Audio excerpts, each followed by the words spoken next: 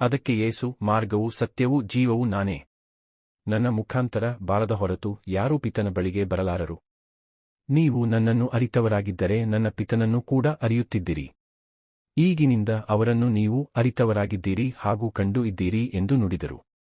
ಆಗ ಫಿಲಿಪ್ಪನು, ಪ್ರಭು, ನಮಗೆ ಪಿತನನ್ನು ತೋರಿಸಿ, ಅಷ್ಟೇ ಸಾಕು ಎಂದನು. ಅದಕ್ಕೆ ಉತ್ತರವಾಗಿ ಯೇಸು, ನಾನು ಇಷ್ಟು ಕಾಲ ನಿಮ್ಮೊಡನೆ ಇದ್ದರೂ ನಾನು ಯಾರೆಂಬುದನ್ನು ನೀನು ಅರಿತುಕೊಳ್ಳಲಿಲ್ಲವೇ? ನನ್ನನ್ನು ನೋಡಿದವನು ಪಿತನನ್ನೇ ನೋಡಿದವನಾಗಿದ್ದಾನೆ. ಹೀಗಿರುವಾಗ ಫಿಲಿಪ್ಪನೇ, ನಮಗೆ ಪಿತನನ್ನು ತೋರಿಸಿ ಎಂದು ಹೇಗೆ ಕೇಳುತ್ತೀ? ನಾನು ಪಿತನಲ್ಲಿ ಇದ್ದೇನೆ, ಪಿತನು ನನ್ನಲ್ಲಿ ಇದ್ದಾರೆ. ಇದನ್ನು ನೀನು ವಿಶ್ವಾಸಿಸುವುದಿಲ್ಲವೇ?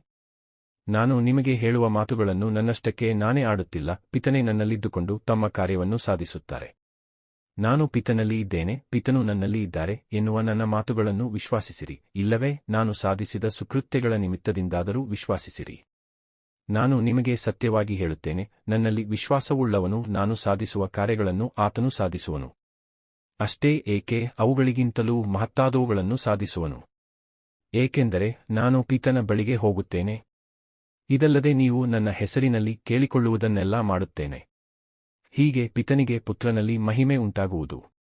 ಹೌದು, ನನ್ನ ಹೆಸರಿನಲ್ಲಿ ನೀವು ಏನನ್ನು ಕೇಳಿದರೂ ನಾನು ಅದನ್ನು ಮಾಡಿಯೇ ತೀರುವೆನು.